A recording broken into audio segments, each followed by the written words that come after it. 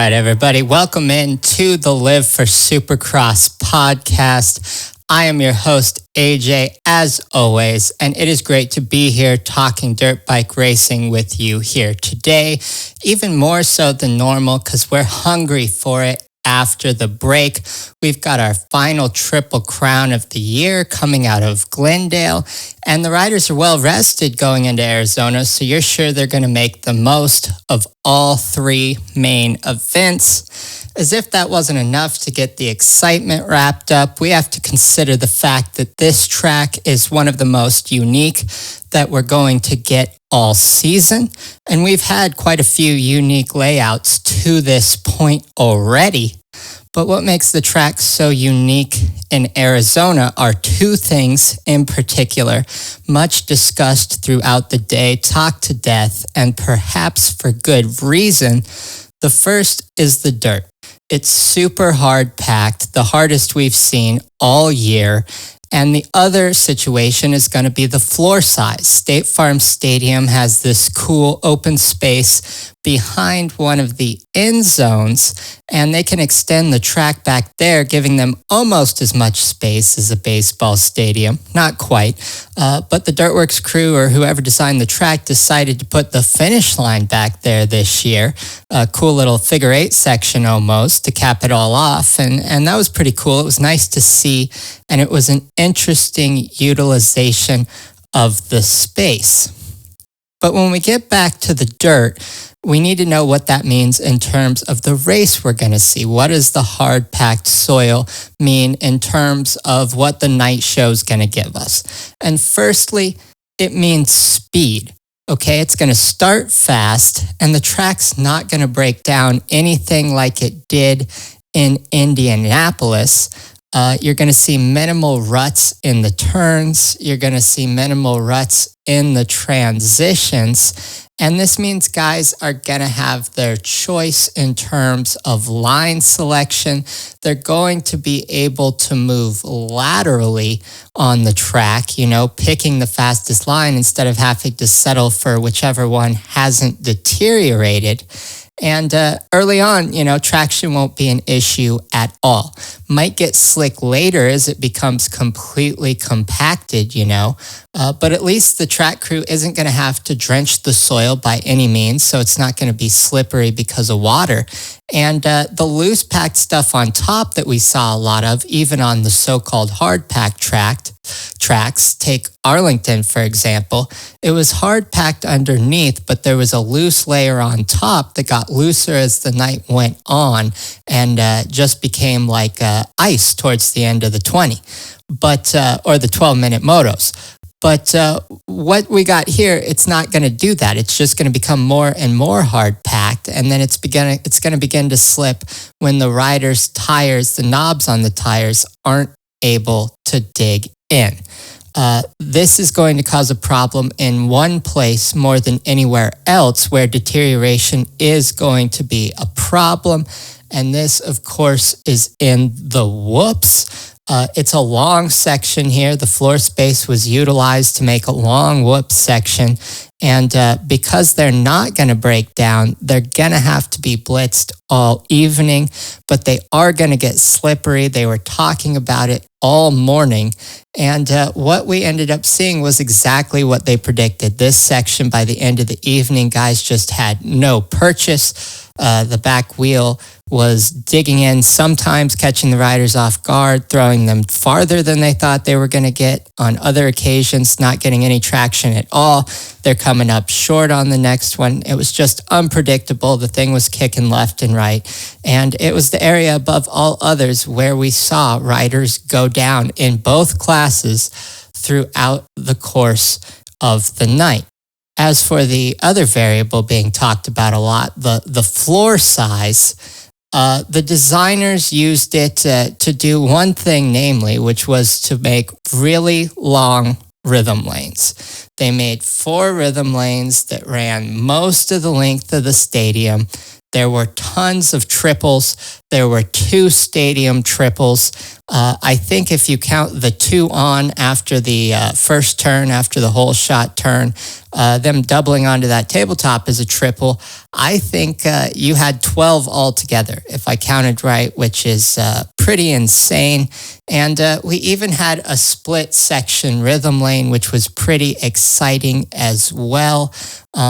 But there was a concern. People were concerned that with this setup, guys would just analyze which line was faster, pick that one, and by the night show, we'd just have a single lane situation anyway.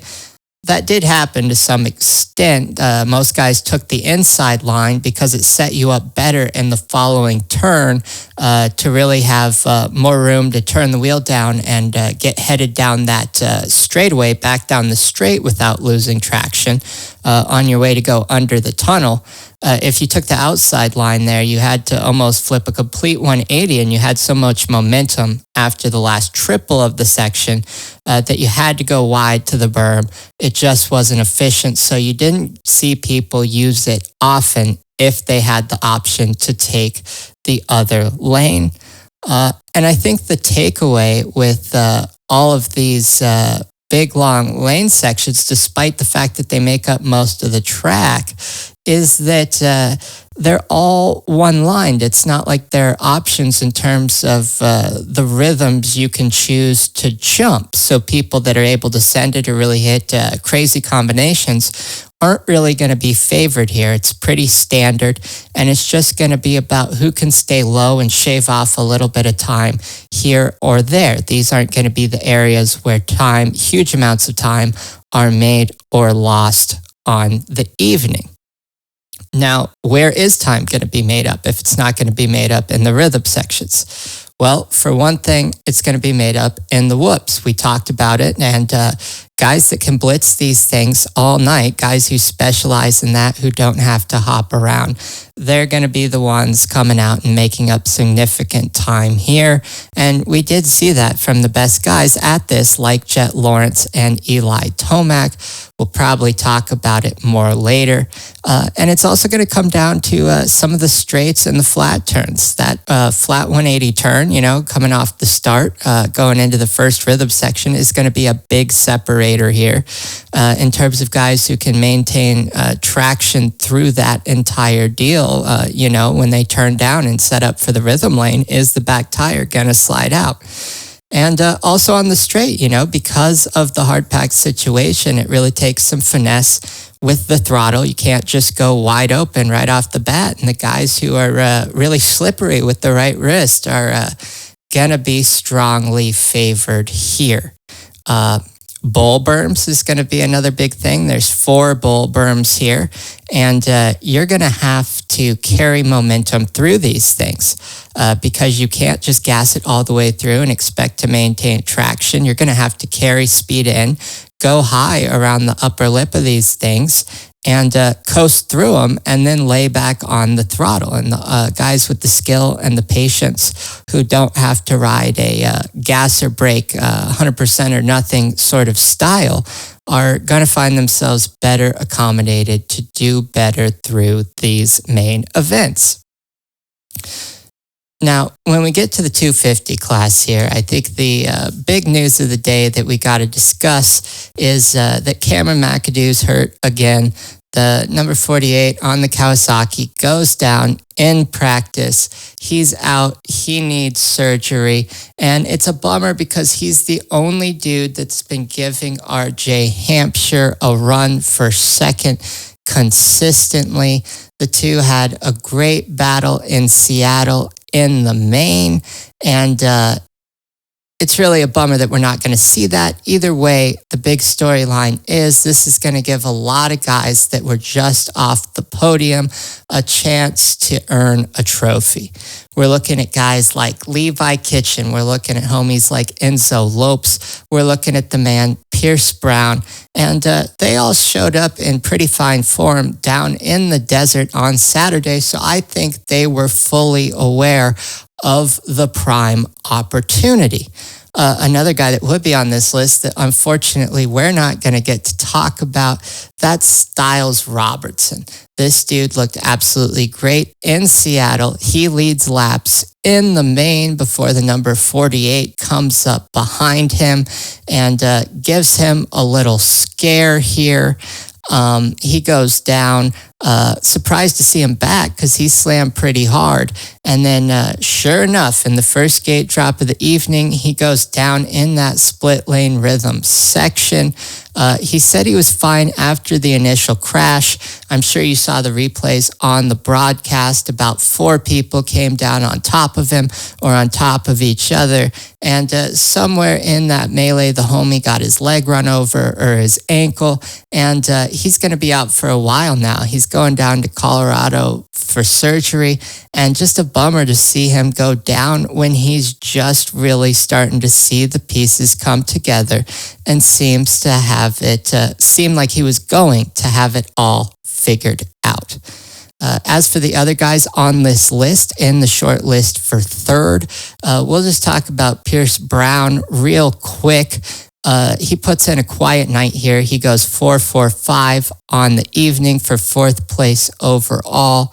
And he put in 3 solid rides. I mean, not enough to take up a whole podcast with because you know the dude's got potential to begin with. But the reason I bring him up at all is simply because this guy, Chaos, follows him. It followed him from the second turn of the season. And he narrowly escaped it again here in the first gate drop in Glendale. He gets a good start in the first drop, the one that ended up getting red flagged because of Styles Robertson. And going around the turn, trying to straighten the bike up for the rhythm section, he gives it too much gas. Back tire slides out. He's down.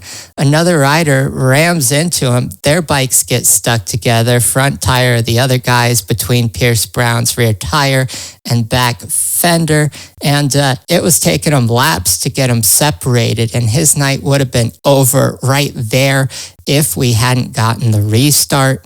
And it was good to see him take advantage of the second opportunity, comes back 4th place, like we said, in that 4th main, and just puts in a nice, quiet, solid evening with his, which is absolutely fine with me, and I think it would be fine with him.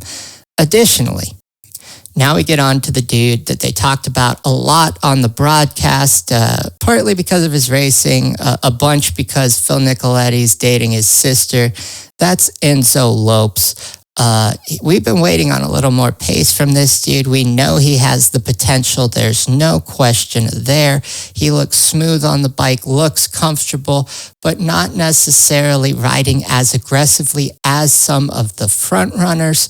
The top dudes are coming out and trying to kill each other from the first turn. Essentially, he's just not quite jumping on it with that much intensity. Or that is to say that he hadn't been until recently. Last week in Seattle, he gets wiped out early in the main, has to pick the bike up almost dead last, and he climbs back to 4th place. There's the aggression and speed we were waiting to see. He brings it hard, and it's the first time, I think, this season, and maybe in his career, where we've seen him just chase guys down to get to the place that he feels he deserves to be. And so all the pieces are together. Again, 7th place there, goes 5-4 in the next 2 mains. And that gets him a 5th place. Would have been battling it out with Pierce for 4th if he hadn't gone down in the first turn of main event 1 today. Not the best. Got tangled up with a guy. There was nothing he could do. And I think the fact he recovers to 7th is solid. And again, that he ends up 5th place overall on the night. Did a good job to salvage. And 5th place in the second, 4th place in the third. Not bad when you consider just how fast the guys in front of him were actually running. I mean, it was pretty absurd. And the fact that he was the runner-up right behind them, glad to see that he's finally bringing it, and excited to see what he brings in Atlanta. Would not be surprised, or would be surprised if he did not make it onto the podium next week. But the story of the evening, I think, to me, that isn't RJ or Jett. We know they both showed up. But in terms of the best relative performance out of the year, I think you're absolutely crazy if you don't give it to Levi Kitchen, excuse me. I got another champ on my mind. They're both on the Star Factory team. But Levi Kitchen was absolutely phenomenal this evening and not expected to be so the same way the two guys that beat him were. I mean, RJ, just by merit of experience, 27 years old. Jett has all these championships pretty soon, too many to count.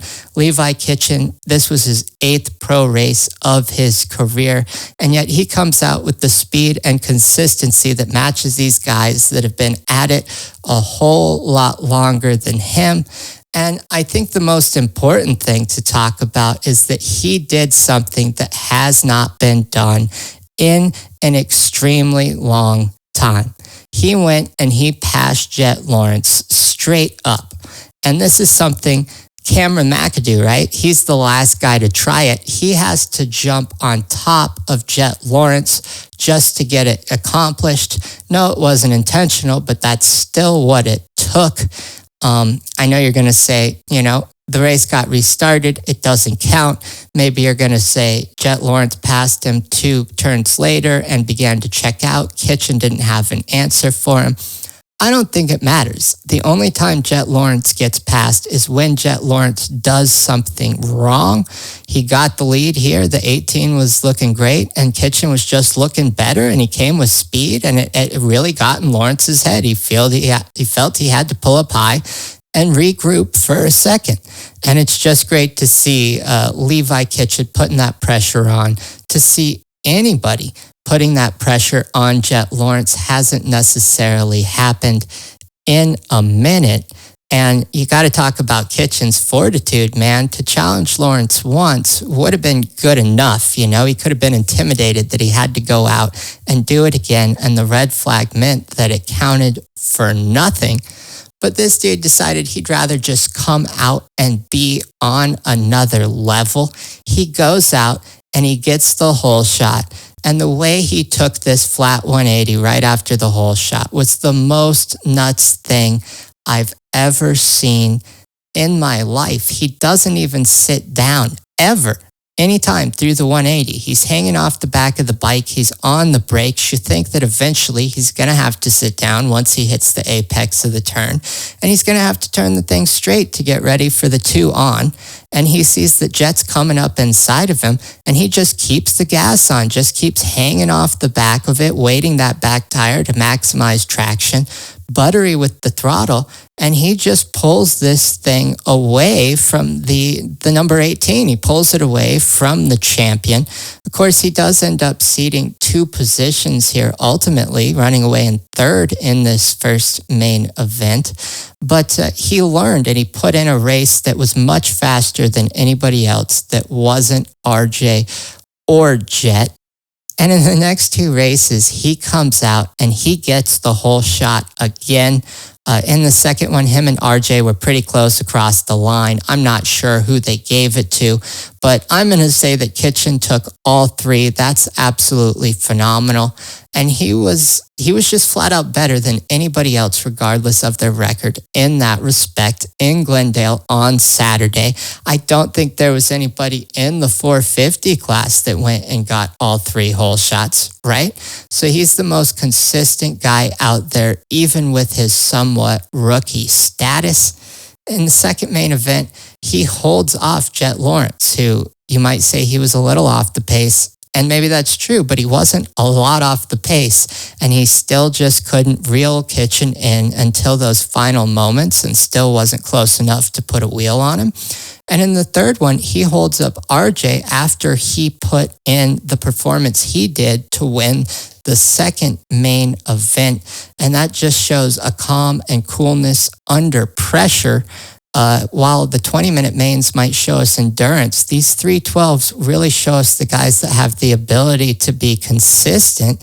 And that's exactly what Levi Kitchen is. He won the first Triple Crown in Anaheim too by staying consistent on a night where everybody else was afflicted by chaos. And that's what you're going to get from this guy. And once you see what he did today, he adds speed to the equation.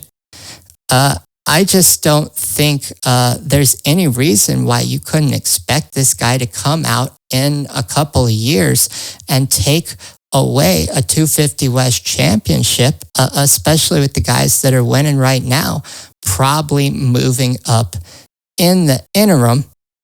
And that's it. I mean, what more do you got to say about the kid? Absolutely impressive performance. But that being said, like I've alluded to, the two guys who bested him were really just on another level this evening, both personally and objectively. I think RJ Hampshire might have looked the best he's looked maybe ever. I don't think that's the first time I've had to say that about him this season. And I don't mind saying it at all, starting from the beginning, before the restart. You know, in the couple laps they got down, he tracked down Kitchen, and he was tracking Jett down too. You know, Jett was not running quite as fast as he did after the gate dropped officially for the first main event. And I think we were going to get to see RJ have a chance to track him down in the first main that ends up going into the books. He only loses to Jett by 2 seconds. And you got to consider that Jett had a better start than him there. He had to track him down a little bit, and he still manages to hang with him. I know Lawrence is known not to try to check out. I know it's a shorter race, but 2 seconds, you know, not a comfortable margin. 3.5, 4, I'll buy. You want to have more than 2. And I just don't think he was comfortable with those conditions to go any faster to try to drop RJ. When it comes to Hampshire, he gets a great jump in main event too. Like we said, it was him and Levi that really come around this first turn first. Just gets a better jump than Jett Lawrence. And just like the pass on Lawrence behind Kitchen, seeing Hampshire get a better jump than Jett is not something that we've been able to see often. We've wanted to. Now we're finally getting it, if even only once. And even though he only wins this one by a couple seconds, he put in a commanding ride like I've never seen. He looked so comfortable. You'd think this was a guy that just leads main events routinely. You'd have no reason to suspect he didn't. And he does not have as much experience doing that as you might expect. You know, when he was coming in and there was that section, the double tabletop, you know, you on out of the corner, then right on to another tabletop. He was coming out of this and just scrubbing out of the corner, out of the bull berm, like he was bored, man. It was just so smooth and buttery. It was absolutely routine for him. He was doing that other places too to stay low, and he did not look like he was wrestling or fighting the bike at all, which is a big deal for this dude, because in the past, when he's really pushed it to be as hard as he's had to be the front guy, he's really taken chances. He's hanging off the bikes at times. It's high risk riding. Here, he wasn't taking risks at all, and he was still putting in lap times that won him the first position. And I just think it's cool to see, man, because the dude's 27. That's not old by any means, but, you know, by that age, you're not normally improving rapidly or consistently throughout the course of the entire season. And the way we see him look good on the 450 and the couple races he's put in recently, he's hit a renaissance or a comeback. I don't know what you call it, but he is looking better than I think we've seen him look in his entire career. And I think the takeaway both with him and with Kitchen, before we get on to talk about Lawrence briefly, is that even if they only did it at points, even if they only made it happen in certain situations, there were times when these two were straight up just riding as good, as fast as the champ. And really something I think you're craving as a fan, with no disrespect for Lawrence, just because you want to see it be interesting.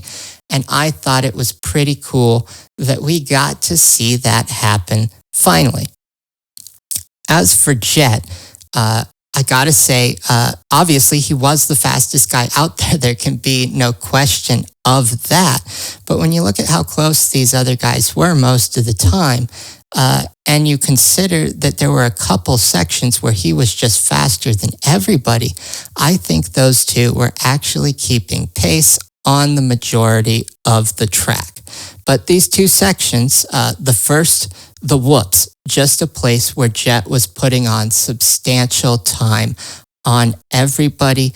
He's been vocal throughout his career about how much he just loves to crush big whoops. He complains when they make them smaller so the futures aren't in peril. He complains when they make them shorter so that they don't carry straight into a 90-degree flat turn because they want guys to get enough time to get on the throttle for a stadium triple or something like that. He wants them big. He believes they're a separator. He believes he can do them better than everybody else. And he seems to be absolutely correct in his own estimations. He was one of the only guys that did not have to slow down at all here throughout the end of the night.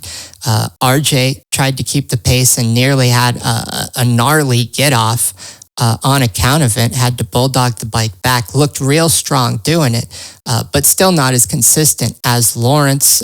He was just floating over the top of them, finding purchase, finding traction on a night where no one else was able to do that. That's where he won a lot of these races, essentially on Saturday night. And also in the flat turns, this flat 180, he was really able, just like Kitchen was, maybe not through standing up through the whole thing, but he was able to maintain traction through the whole turn. There was a point where everyone else had to get on the gas and they lost the back wheel a bit coming to straight. Did not happen at all for him, was making up time here. And another time he was putting a gap on guys was coming back down the straight. He was able to get traction right out of that 180 turn before it, right after the split rhythm lane, and just get down and be away and through that tunnel while other guys still had the back tire spinning on the initial segment of that straightaway. And I think that just comes down to being absolutely buttery with the throttle. The dude seems to have throttle control like no one else really does in the 250s, certainly. And I think for a lot of the 450 riders as well, some of them were struggling with it. And it was only the top pros, guys like Kenny Roxon, who really looked able to hit this section as smooth as Jett Lawrence was. And so it's not surprising, of course, although he genuinely seemed surprised, we were not, that he ends up finally getting a Triple Crown event to his name. Knew it was bound to happen eventually, knew it was probably going to happen pretty soon, going to happen a lot more in the future. And once again, this guy just proves that even if you put in a perfect night by your own standards, like RJ and Levi did, he's still gonna find a way to come away on top.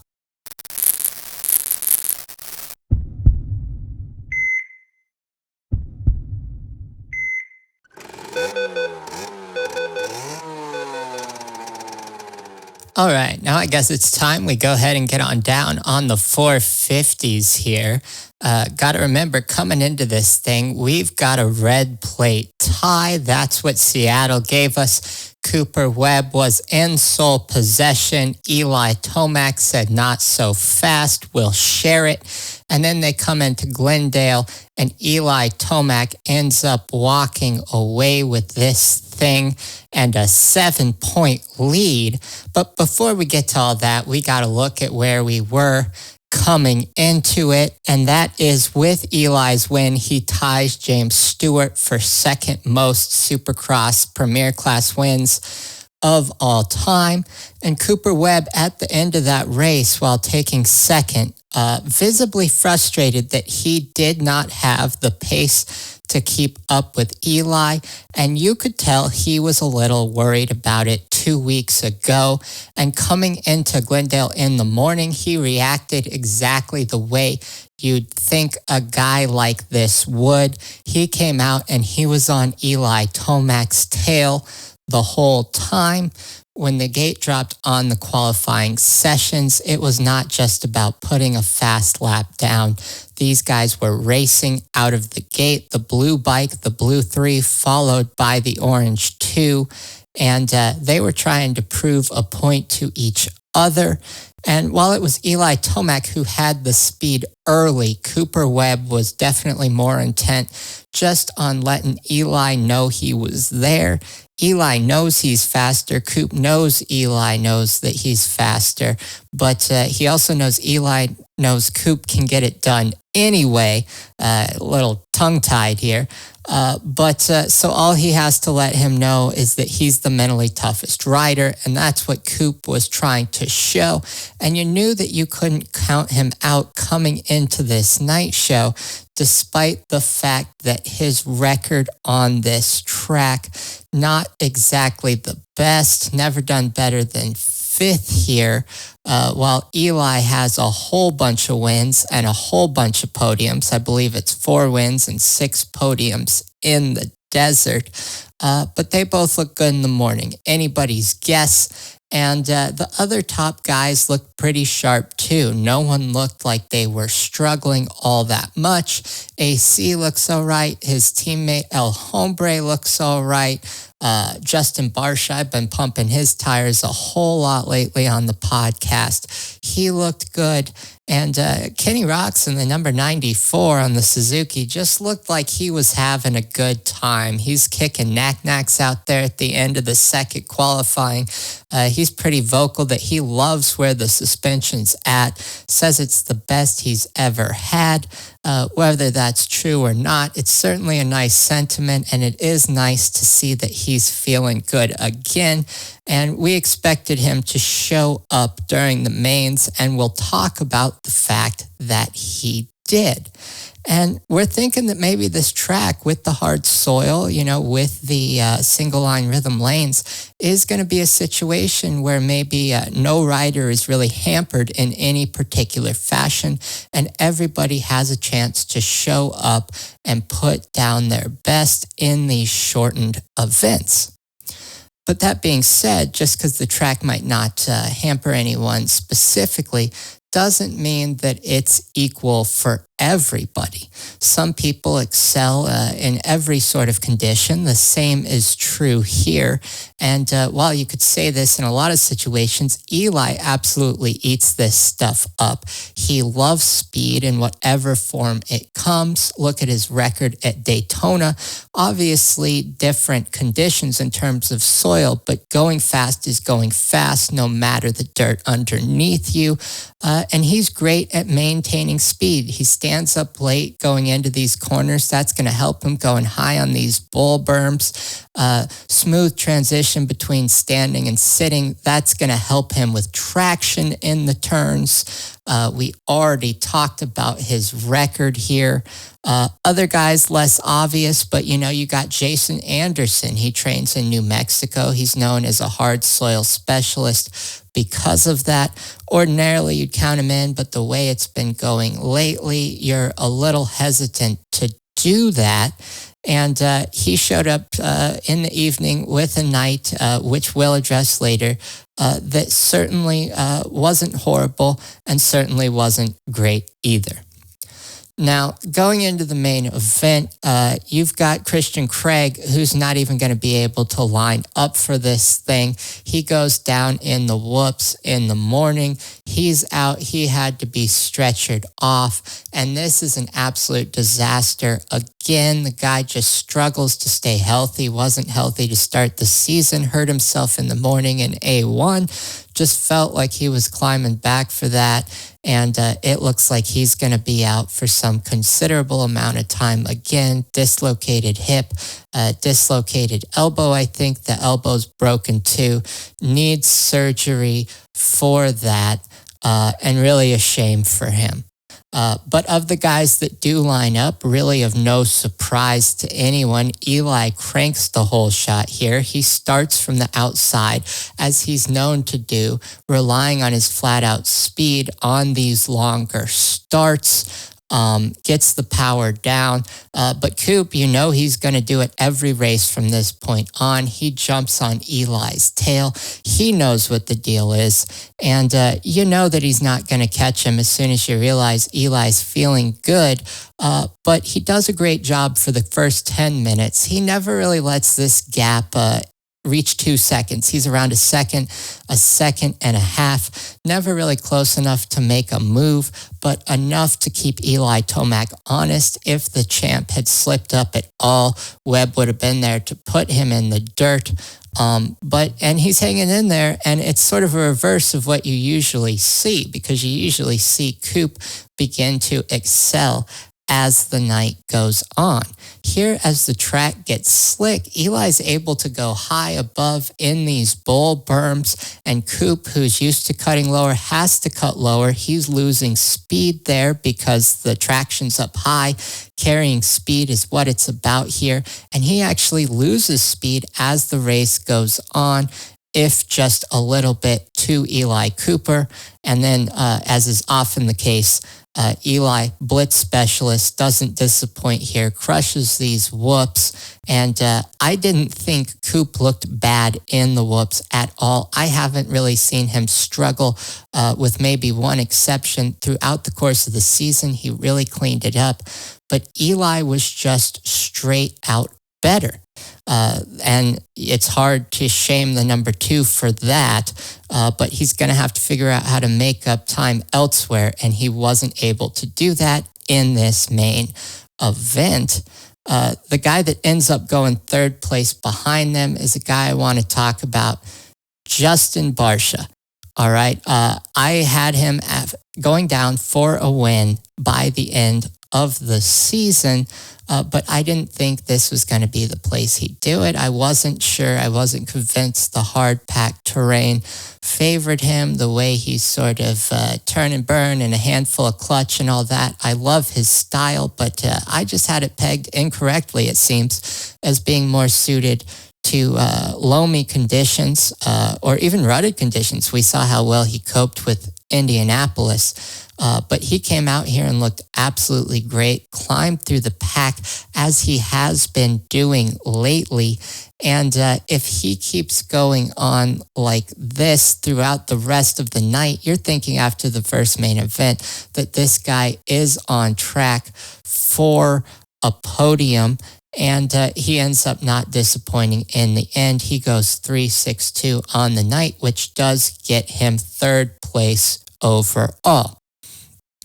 Now, let's talk about the fastest and most problematic rider on the track as of late, Chase Sexton. We know we all love him. And what do we have his chances pegged as coming into Glendale, I guess, is the big question. We know that he's got 2 wins on the season overall, and one of them was at Anaheim 2. He goes first twice, ends up taking 5th because he crashes in the second main event. And he takes 2nd in the other Triple Crown of the year to this point. That was in Arlington. He didn't win there at all outright, but ends up getting the overall. In this first main event, does not get a great start, ends up climbing to 4th. And he finds Kenny Roczen and he gets him in the last turn. They had battled for minutes to this point, and I think it was one of the best races of the entire evening. We know that they're old teammates. We know that they're friends. We know they're going to race clean. And it was great to see them go at it. And it was great to see Kenny Roczen have the pace to keep up with a dude like Chase Sexton. Again, we've seen it in spots, but it's not there every week yet. And because of that, maybe not a race that you'd think Chase Sexton would be normally stoked on. He's still coming out and saying that he wants to win from here on out. But as we were saying in previous episodes, we hope with this guy that maybe being over 20 points out of the championship against 2 guys who just aren't going to fumble the bag, quite frankly, he could take the time to learn how to win consistently instead of just be the fastest, to go the fastest he can without putting it down. And I thought this first main event of the evening was a pretty mature performance for him. Liked to see it. As for that dude, we just talked about him battling, Kenny Roczen. This was the best that I feel he's looked since Indianapolis. And there you got to consider nothing to detract from his greatness, but you have to consider that a lot of guys struggled. People were just struggling to cope with that track. It was one of the gnarliest of the season, along with Anaheim 1 and maybe the whoops in Oakland. But here it was just about going fast. And I think maybe it's the first time we've seen Kenny come out on a speed-oriented track and keep up with these other guys that are known for being fast. A really impressive performance and not his best of the evening, because he did better in the race that we're just about to talk about, main event 2. And the obvious story with this one, right, is that Chase Sexton comes out and he goes gate to checkered. His speed was absolutely on full display here. He does have a little bumble where he either stalls the bike or shifts into neutral before the double tabletop section. But he wastes no time in getting Eli back. When Eli rushes past him, he blitzes by him on the whoops in one of the best passes of the night. And I think the only better pass of the night, I forgot to mention it with the 250s. RJ Hampshire in that third main event gets a bad start. And to get to third early, he parts the seas between two other riders in the whoops. Absolutely sends it. There was a narrow gap between two dudes. It was amazing that he found it. It was ballsy as hell given the lack of traction. Could have turned out different. And it was a work of art. And it was the only pass perhaps better in this section and perhaps anywhere than the one that Sexton made to get Tomac back here. He ends up running away with it. Eli Tomac tried to keep pace with him for a while, just couldn't do it. Ends up 4 seconds down at the end, which isn't a huge gap. But I think it would have been an even bigger gap if he wasn't trying to fend off Kenny Roczen, who was pushing up on him and was intent to steal that position. In the post-race interview, Chase Sexton comes out and he refers to his ride as elegant, which I just thought was pretty gnarly, man. That's not really a description you'd hear a motocross rider throw out that often. And I guess he is an elegant dude when he's not putting the bike on the ground. Elegant speaker, and his riding style is elegant, which is, I think, is a small part of the reason it makes us so sad when his buttery style suddenly succumbs to a front-end wash or something like that. But when it comes to the second main event, I think the real story here is really Cooper Webb's race. It wasn't a bad race. You can't call a fifth place race a bad race and be fair, really. But you can say that it was his worst of the evening. And the choices he was making, I won't malign them, but they were fascinating right from the beginning. The dude's operating on another level. And even though he gets a great start in the first main, he thinks if he can't beat Eli outright, he's got to get a better start than him. So he changes his gate position from the inside to the outside of Eli Tomac. He saw that Tomac got a whole shot taking the wide start there. And my man, the number 2, thinks he wants to do the same thing, but it doesn't pay off for him. He gets to the first turn fine, but because he's on the outside, he ends up getting pushed outside through the first rhythm section, and that just means he gets jammed up like a mofo in that next bull berm, and ends up behind the number 21, who's looking faster than he did in the first main event. And Cooper Webb just can't get around Anderson to make a charge on Tomac. He tried his best, man. I mean, we saw that pass. It was probably the most aggressive effort of the evening. It was a pretty calm evening in terms of physical contact. Cooper Webb not close enough to make that pass on Jason Anderson that he tries to force. That was his bad, but I gotta say, it was a really artful attempt, man. They were coming through that rhythm section over that last triple, and he really oversends it on purpose to get the leg up on Anderson, to get underneath him. He's already on the seat, lands flat, and if Anderson had been 10 feet closer, that's a beautiful move, man. But it did hurt him. He ends up behind Anderson again in the third main. Anderson's not doing him any favors. And just like the starting choice, that move there, maybe a little desperate, or maybe a little irresponsible, in that he ends up losing another place to Barcia, that he has to spend the rest of the second main event trying to get back. And it just didn't do him any favors, any of the choices he made here. Now, while we're on the subject of him and we segue into the third main event here, Coop decides to go back to the inside. And I think we got to talk about the interesting starts that a few different riders had here, a few different factory guys. Coop goes back to the inside and he gets a bad start again. He gets jammed up behind a bunch of guys, and it's just like this dude can't win, because not only does Eli get a good jump, but what's Coop supposed to do? It doesn't work from the outside. He comes inside. It doesn't work from the inside again. He gets jammed up behind a bunch of guys. Sort of damned if you do, damned if you don't for this guy. Now Chase Sexton, another guy who almost had a really rocky start. He narrowly avoids chaos. He gets a good jump, and then Kevin Moranz comes in a little bit hot. He's got Aaron Plessinger inside him. He's trying to beat Plessinger to the first turn, and Kevin Moranz has got some great jumps as of late, and especially when you consider he's a privateer. Just didn't want to get off the gas. Goes over the front, nearly takes Sexton out. Sexton recovers, has to go wide, but he loses a few spots, and you think that this definitely impacted the third place he ends up getting here. But with opposite fortune of him, I think we got to look at a guy who had his best jump of the evening, and a guy who we've wanted to see get a jump for a while, just to see what he'd do with it.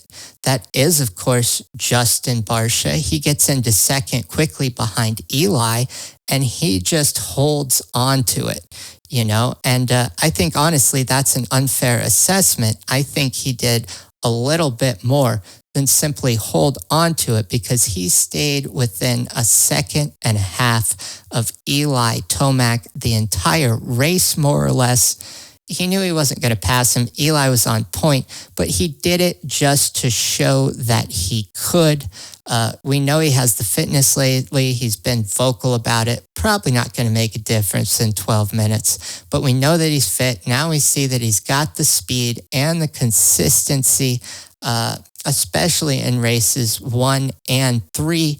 And I'm more convinced than ever that this guy's going to come out and get a win in one of the few remaining rounds of the season.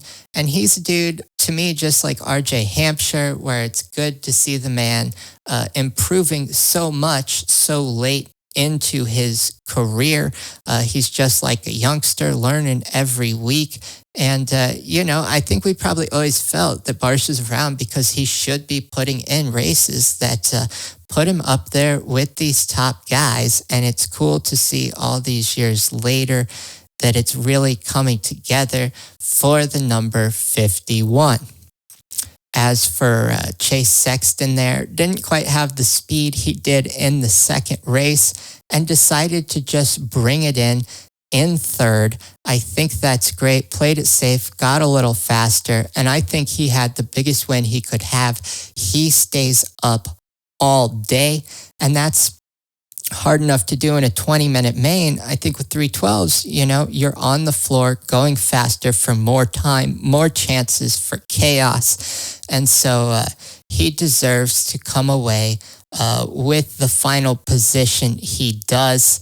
And his patience wins him the Triple Crown Trophy. 2 wins now, including A2. We talked about his second in Arlington, the best cumulative record of the year. I didn't know they were handing it out. It was cool. It's a great accomplishment. I wonder if just a little bit it felt like a consolation prize to him, considering he thinks he should be getting the real trophy, and the misfortune he's had that's prevented that from happening. Speaking of misfortune, Anderson goes down in the whoops here. He's a great dude in whoops. Normally sends it, blitzes them. Did go down in the whoops a couple rounds ago in Detroit. And while the track conditions weren't exactly the same, the whoops were very slippery, hard packed and slippery. They end up collecting him. As we've said, this section did collect everyone, but more DNFs for him. And he'd had a really consistent night to that point, kept it clean, kept it cool, even when Cooper Webb got into him, which probably isn't an easy thing to do for a man of his temperament. As for the number 2, he just doesn't have the pace of the top 3 guys in this third main event. Takes 4th in the race and on the evening, ends up losing 7 points to Eli Tomac. And this sucks even more if you're Webb, because this guy just moved into sole possession of second place Supercross wins all time. I think that's what really counts. Not that one less or more is really a contributing factor, but it's nice to say that you're the second best, I think, without having to qualify it. No sign of slowing down. 7 wins on the season. His record ever in a season is 8. And so if you look at his normal pace with 5 rounds left, statistically, he's bound to win at least 2 of those, probably 3. Probably one of them, he'll have a top 5 or top 8. So Coop will have a chance to recoup those points. But you know that you're not going to beat him the other races. The man is on fire. And I know it's too premature to make predictions, but this entire season, I've just felt like you couldn't really say you know what's going to happen. There were points you thought it would be Eli, points I thought Chase was going to figure it out, points I thought Coop looked unstoppable. And for the first time, I feel like it's shaping up that Eli Tomac's going to walk away with it and Coop's going to nearly kill himself just trying to keep up. And I think that's going to be the end of the championship talk. I know a million things could happen, and I'm excited to see it go differently if they do.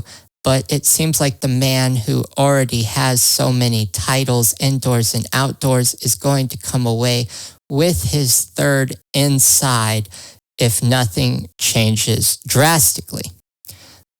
On that note, I think we're going to wrap this up here. We'll be back next week to break down what happens in Atlanta.